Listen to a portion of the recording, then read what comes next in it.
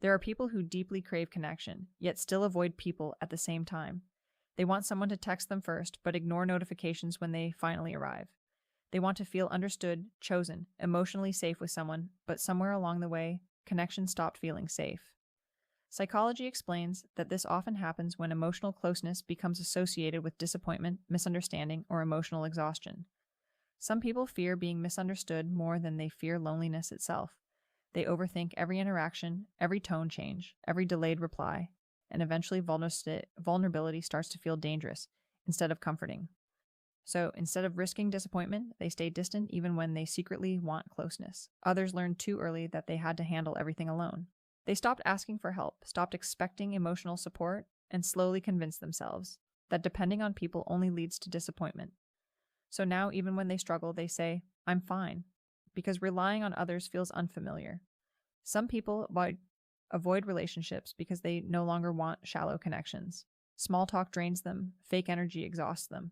They don't want attention from everyone. They want depth, honesty, and emotional safety. And because genuine connection feels rare, they'd rather be alone than surrounded by people who still make them feel lonely. Psychology also shows that highly observant people often become socially exhausted faster because their mind constantly analyzes human behavior. They notice energy shifts, forced smiles, awkward pauses, and subtle changes others ignore. One uncomfortable interaction can replay in their mind for days. So eventually, avoiding people feels emotionally easier than constantly overthinking social situations.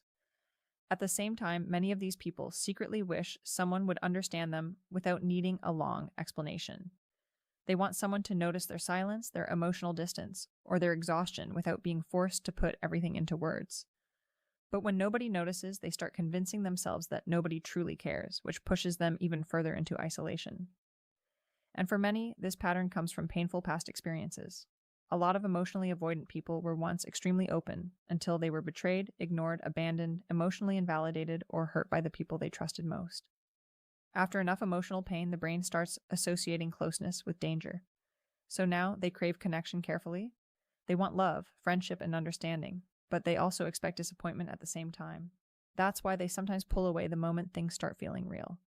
Not because they don't care, but because part of them is already preparing for loss before it even happens. And the hardest part is this: people who avoid others are often the same people who think about connection the most. They imagine deep conversations, emotional safety, and finally feeling understood by someone. But fear, overthinking, and emotional self-protection keep getting in the way. So if you crave connection while avoiding people, it doesn't necessarily mean you're cold, antisocial, or broken.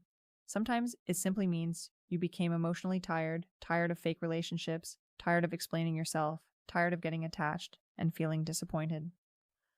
But psychology also reminds us that isolation is not always healing.